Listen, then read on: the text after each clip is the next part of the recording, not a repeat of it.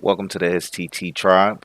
Thank you for checking out my quick Phantom Liberty Cyberpunk 2077 review. Feel free to like, subscribe, comment on what you think about the game, man. Appreciate y'all. Peace.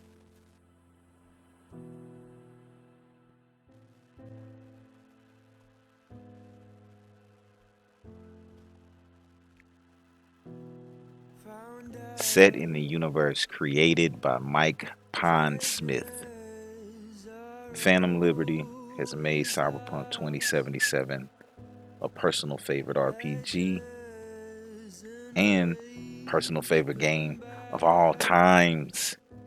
Top 5 dead or alive. Welcome to Dogtown. CD Projekt Red has truly outdone itself with this expansion, and when I say expansion, it's a true expansion, in my humble opinion, to the base game. First things first, it is just empirically, it's a beautiful game. Admittedly, it didn't start off that way.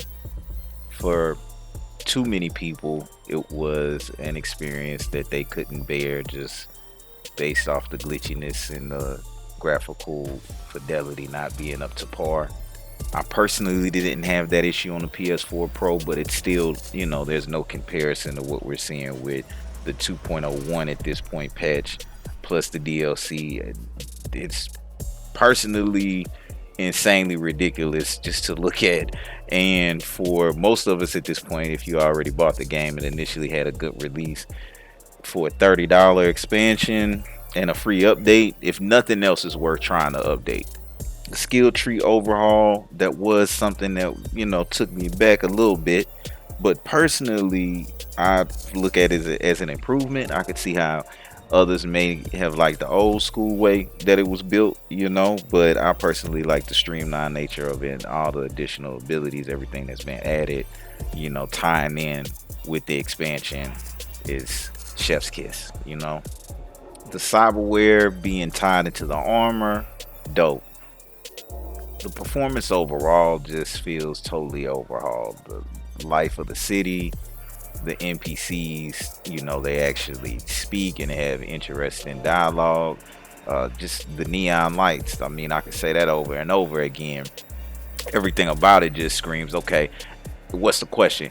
Is it worth it? To me, absolutely worth it. It's a redemption story, for sure. Is it perfect?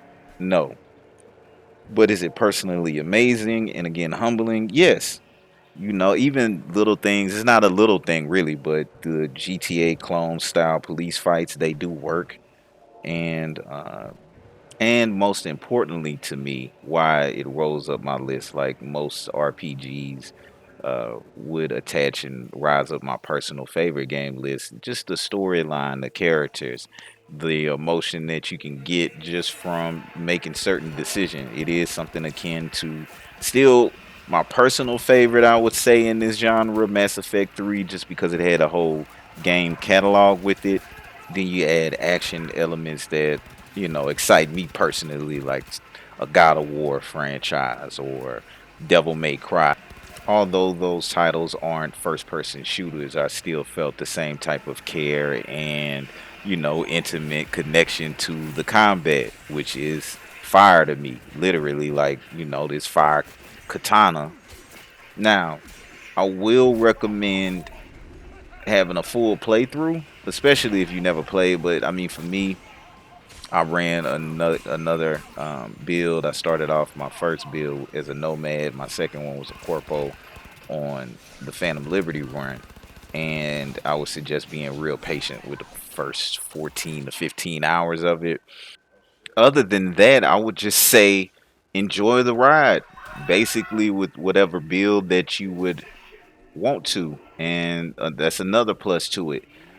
Like a small aside with the build specifically, I will say I didn't really see a big difference with the arms cyberware between. I mean, there's relic abilities now that open up with the mantis blades, would seem kind of cool. I normally run with that, but when you have a katana build, which I'm a generally run with as a samurai, just to try to have that power fantasy going on this type of game. You know what I mean? Like just look at it.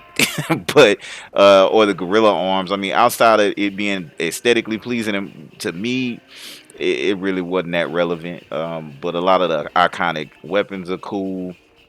You know, they just give you a lot of things that most gamers nowadays, whatever type of gamer you are, uh, should appreciate and enjoy in this type of environment.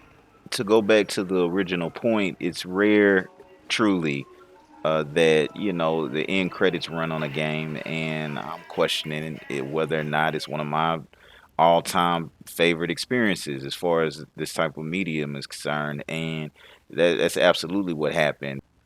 And it just so happened to take place in the year that I'm abstaining from my normal sports games cycle. No Madden this year, no 2K so far at this point.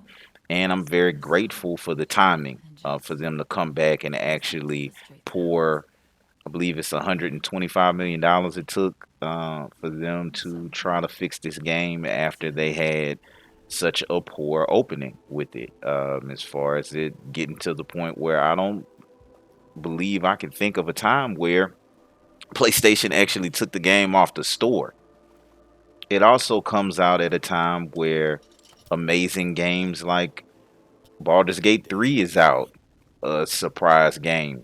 Definitely been having a great time with that and believe that's still gonna be the game of the year. Split screen co-op, all representative of just old school gaming principles. Even games like Starfield, Bethesda's big blockbuster game for Game Pass coming out and just having that type of attention, and for you know this game, Cyberpunk 2077 DLC Phantom Liberty, to still be able to stick out and you know set a new standard and a new bar is a testament of what is great about this game. So it's also very rare where a game and a development company like CD Projekt Red actually has me go back and do research on what is going on with the stock price when this happens. And the company actually had a drop after this. And I personally look at it like it would be a good time to invest in this company. I'm totally bought back in. I was concerned after what happened with Cyberpunk 2077 on its original release with things like The Witcher.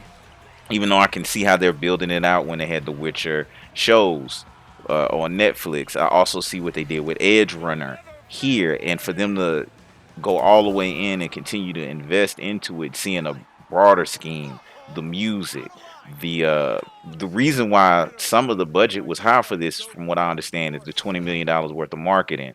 You add Idris Elba in the game. You also have Keanu Reeves playing John Wick.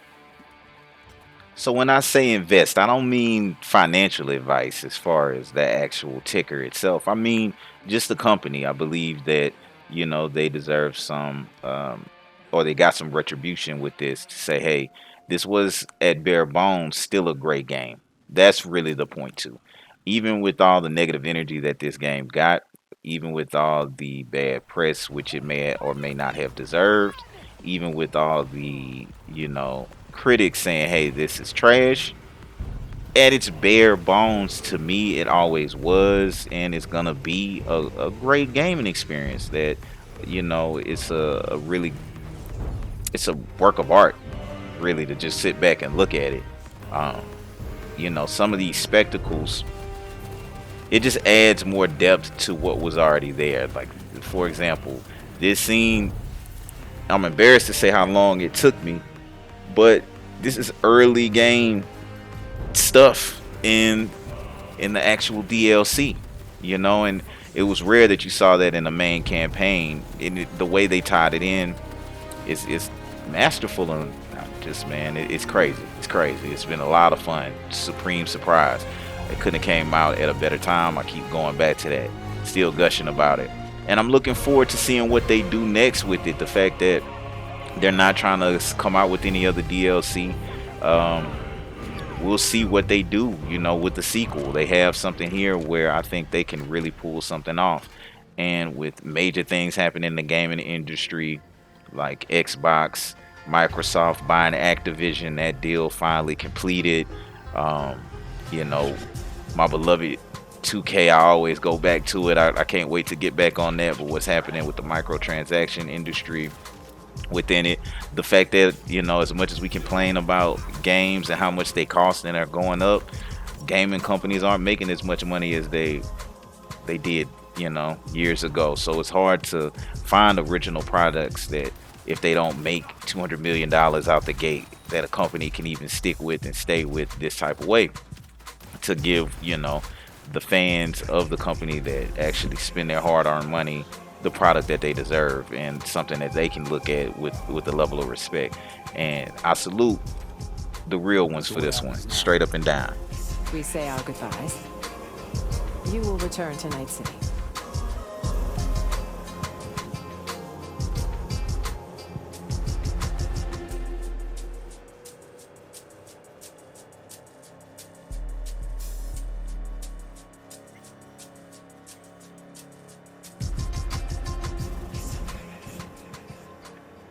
More good than bad.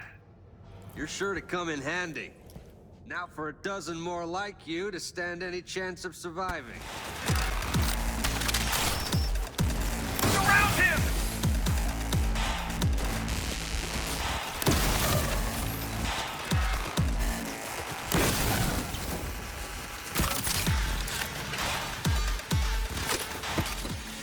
Slide in the room.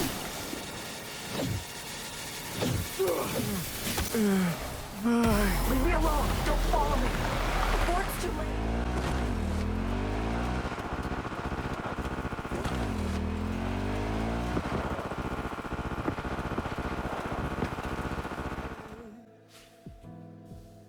I think the blood is dry.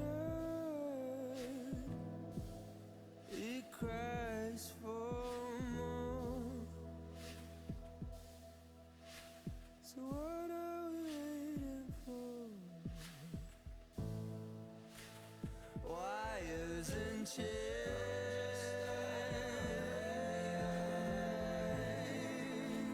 starting to fade.